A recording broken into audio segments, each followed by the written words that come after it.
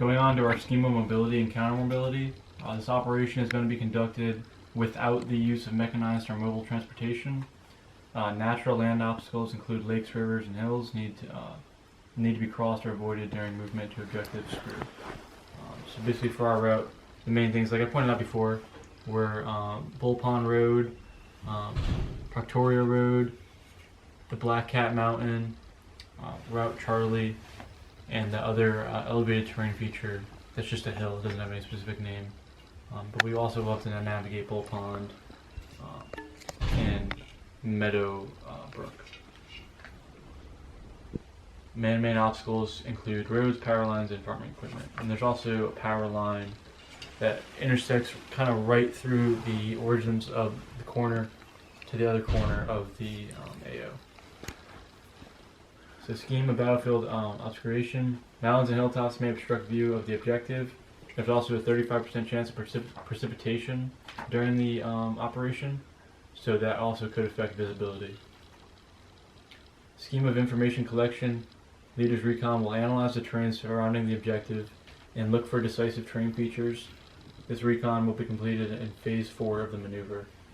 So, like they moved before, when they're doing this Leaders Recon, they're looking for key terrain. That's why I ended up deciding to use this elevated position for support and flanking from the right. Even though there's a hill here and it's downward grading, it's better than being out in the open over here. So that's why they attacked from the right, and that was all done through the Leaders Recon. Just saw all that. Scheme of intel. And moving on from that, scheme of fires. We have our mortar team, as I mentioned before. They're going to provide fire support to our platoon, 10th, 3rd platoon, and 2nd platoon. So they're going to initiate fire on the objective with 5 mortar rounds, and the mortar team will fire at target reference point 1, which is located here right in the center of the objective, at 755, 753. Target reference point 2 at 755, 750 will be used if the enemy retreats to the south. So there's target reference point 2. Target reference point 3, which is right here, at 757, 753, will be used if the enemy moves east. And target reference point 4 will be used if the enemy moves west, at point 753, 753. The target is a squad-sized element with minimal cover on the objective. Going down to tasks to subordinate units.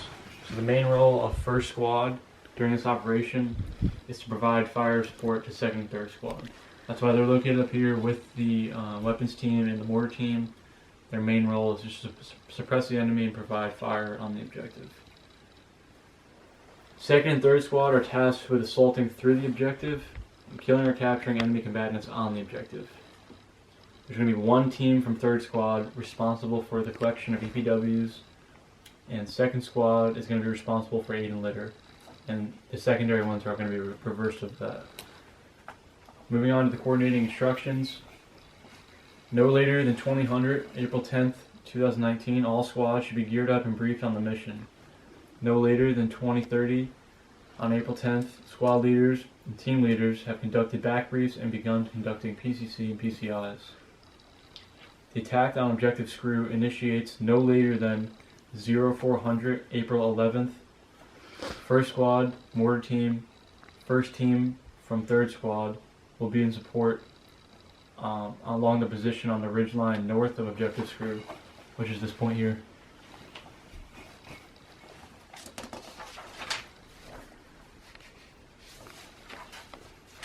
For the actions on the objective, so 1 team from 3rd Squad will be primary EPW, while 1 team from 2nd Squad will be the secondary EPW.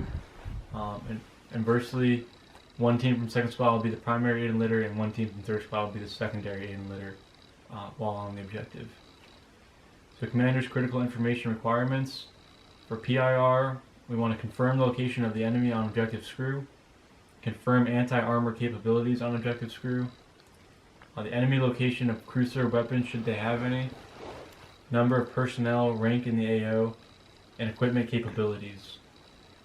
For friendly forces information requirement, when compromise of friendly element contact with enemy before phase line cow. So if we take contact before phase line cow, that's going to be considered FFIR. Loss of C2 element squad level and up. Rifle squad rendered ineffective through loss of 3 or more personnel in any fratricide event. Essential elements of friendly information, location of the company C2 or higher, identification of the DO. So our fire support coordination measures, the mortar team will cease fire 15 minutes after the initial contact is made. So that's going to allow the assaulting element to ensure once that 15 minutes has passed, they can at least not have to worry about any more mortars coming down on the objective. Obviously there's going to leave some bit of a window so the remaining rounds fall, but after 15 minutes, mortar team is not going to be shooting any more mortars. So rules of engagement for this operation: U.S. forces will protect themselves from threats of death or serious bodily harm. Deadly force may be used to defend your life, the life of another U.S. soldier, or the life of persons in areas under U.S. control. You are authorized to use deadly force in self-defense when you are fired upon, armed elements threaten human life, there's a clear demonstration of hostile intent in your presence. The platoon will not engage any enemy force larger than a squad-sized element. So with some risk reduction control measures, the platoon will maneuver in a tighter formation due to the low illumination. So starting all the way back from our assembly area, we're going to be moving throughout the area of operation in a tighter squad column fire team wedge than we normally would because of the illumination so poor. Personnel recovery coordination measures. All personnel recovery will happen at predetermined CCP locations as we have marked out on the map. Some environmental considerations to think of. So we are going to be crossing some water during the movement through the AO. So keep in mind, pack whatever you need in order to do that and try to stay as dry as possible.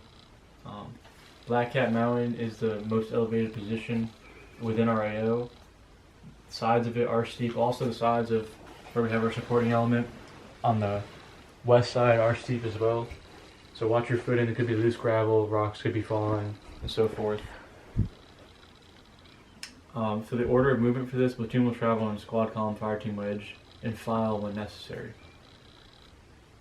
So our routes, platoon will leave the assembly area here, and they're going to head southwest at 225 degrees, crossing down here all the way through the ORP, and then from the ORP they go into leaders recon and so forth, and our ending point is going to be here.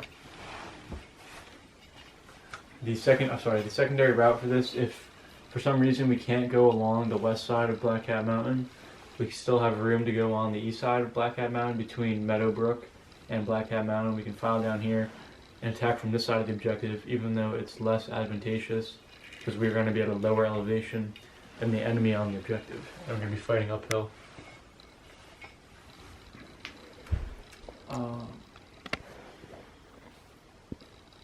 So for our fire control measures, we're going to want to engage the mortar team first that could be present on the objective, followed by the anti-armor team, and then any remaining enemy personnel on the objective, including leaders.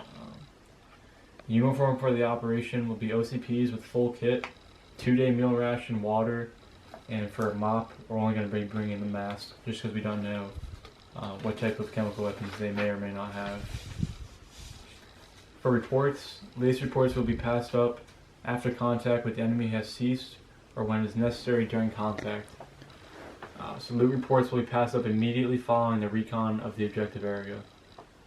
So we're going to be moving on to sustainment now. For supply, Class 1 soldiers will SP with 2 times the DOS. Class 2, each soldier will SP with 2 times the DOS of batteries and chem lights. 3, submit requests for CLP to the CO or XO no later than 0730. Class 4, submit requests for reinforcement and obstacle requirements. Platoon should carry 100 sandbags for hasty fighting positions. So if we decide we need those sandbags, we can have them that are available, and it'll be divided up amongst the platoons, or excuse me, amongst the squads. Transportation for this is going to be on foot. Maintenance should only be done to equipment when there's no longer enemy threat. If it can wait, it should. Personnel. One team from 3rd Squad will handle EPWs and will receive help from 2nd Squad if necessary. All EPWs will be brought to the patrol base immediately following actions on the objective.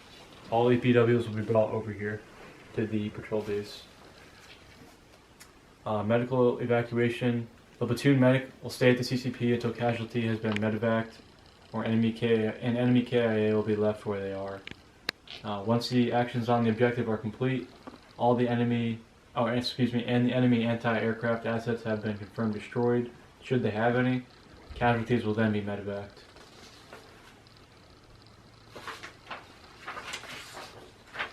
For command and signal for this, location of the commander, I will be attached to 3rd Squad, the assaulting element, during the attack on objective Screw. Succession of command is going to go PL, PSG, weapon squad leader, 1st Squad leader, 2nd Squad leader, 3rd Squad leader. The challenge and password during this operation is going to be Epstein, password Clinton. Number combination is going to be 21, and the running password is going to be liberals. Recognition signals, we're going to use IR strobe since this operation is going to be at night. For any further questions, please direct them at this time.